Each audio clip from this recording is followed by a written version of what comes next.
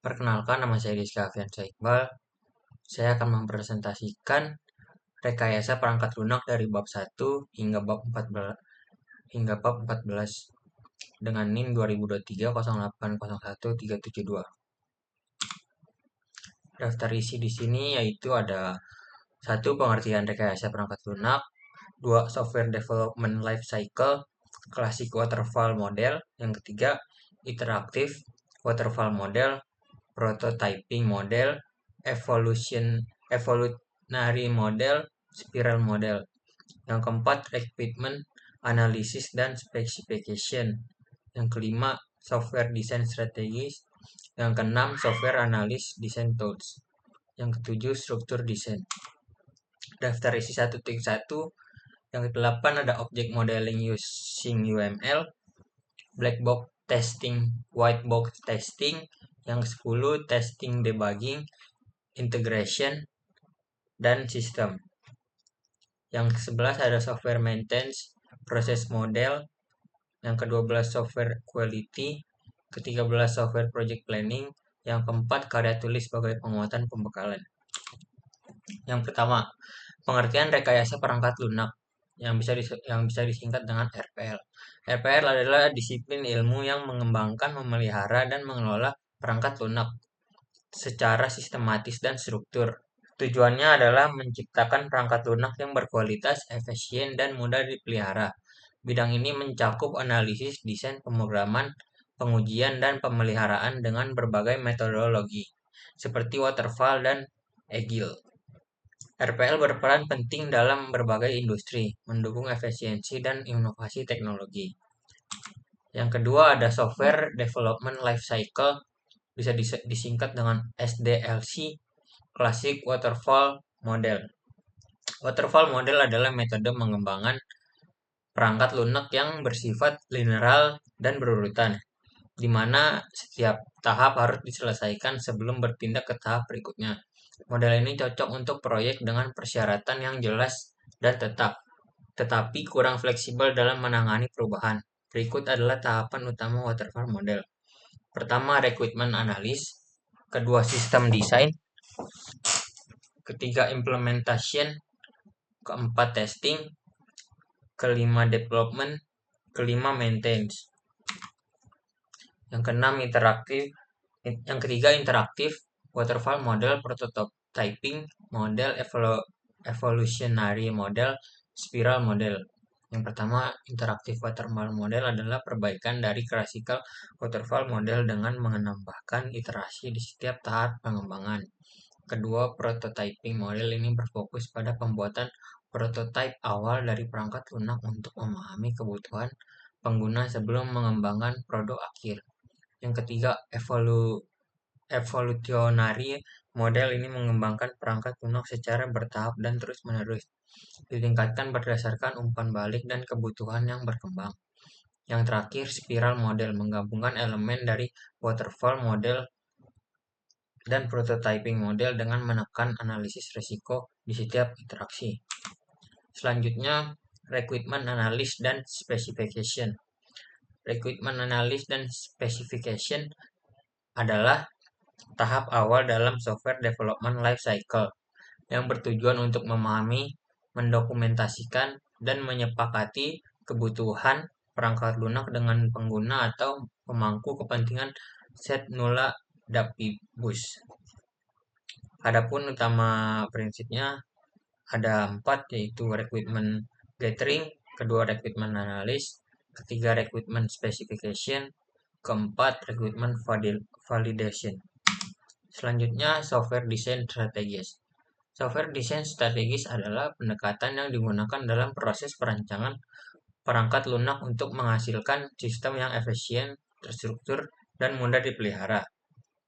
Yang pertama, top-down design, memulai desain dari level tertinggi, konsep keseluruhan, dan membaginya menjadi bagian yang lebih kecil. Kedua, bottom-up design, memulai dari komponen atau modul kecil, kemudian menggabungkan menjadi sistem yang lebih besar. Ketiga, modular design, membagi perangkat lunak menjadi modul independen yang memiliki fungsi spesifik. Keempat, struktur desain, menggunakan diagram seperti data flow, diagram untuk merancang aliran data dan proses sistem secara struktur. Yang terakhir, object-oriented design, menggunakan konsep kelas dan objek, serta prinsip encapsulation interaktif dan polymorphism. Selanjutnya, software analysis design tools. Software analysis and design tools adalah alat digunakan untuk menganalisis, merancang, dan mendokumentasikan struktur serta aliran sistem perangkat lunak. Data flow diagram memvisualisasikan bagaimana data diproses dan berpindah antar komponen. Yang kedua, entity relationship diagram, menggambarkan hubungan antar entitas dalam basis data. Unified Modeling Language, kumpulan diagram standar untuk perancangan perangkat lunak berbasis objek. Flowchart, mengilustrasikan langkah-langkah dalam proses menggunakan simbol standar. Yang terakhir, state transition diagram berguna untuk sistem yang memiliki banyak kondisi atau status.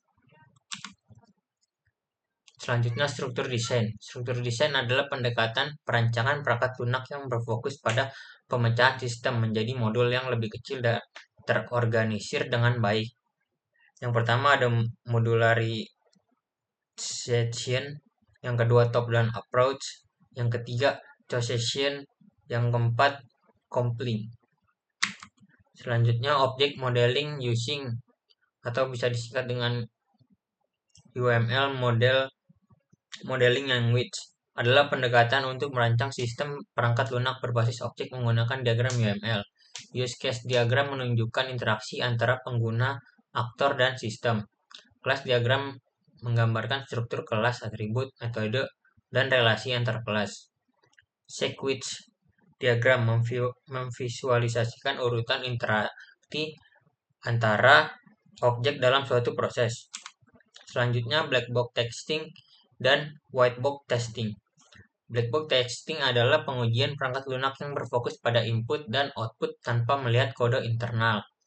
Sedangkan white box testing adalah berbasis yang menganalisis struktur internal dan jalur logika program. Selanjutnya ada testing, debugging, interaction, dan sistem. Debugging adalah proses menemukan dan memperbaiki kesalahan bug dalam kode program. Yang kedua, interaction testing adalah menguji interaksi antara beberapa modul atau komponen perangkat lunak. Yang ketiga adalah sistem testing adalah memverifikasi bahwa semua komponen bekerja sesuai spesifikasi. Selanjutnya, software maintenance proses model. Software maintenance adalah proses membarui dan meningkatkan perangkat lunak setelah dirilis untuk memastikan keandalan dan kinerja optimal. Yang pertama ada quick fix model, kedua interaksi enchantment model, ketiga reuse oriented model, yang keempat Bore-Einstein model. Selanjutnya software quality. Software quality adalah tingkat kesesuaian perangkat lunak terhadap standar, kebutuhan pengguna, dan kinerja yang diharapkan. Kualitas perangkat lunak mencakup fungsi, keandalan, efisiensi, dan keamanan. Selanjutnya adalah software project planning.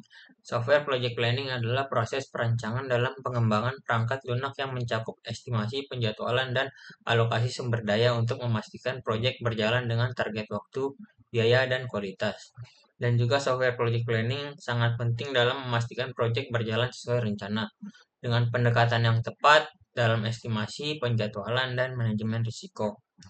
Proyek dapat diselesaikan tepat waktu dengan kualitas yang optimal. Yang terakhir adalah karya tulis sebagai penguatan pembekalan. Karya tulis merupakan bentuk komunikasi tertulis yang berperan dalam pendidikan dan dunia profesional. Kemampuan menulis tidak hanya meningkatkan keterampilan berpikir kritis, analisis, dan sistematis, tapi juga alat untuk menyampaikan ide serta solusi terhadap permasalahan, dan juga karya tulis berperan penting dalam pembekalan individu dan menghadapi persaingan global. Terima kasih.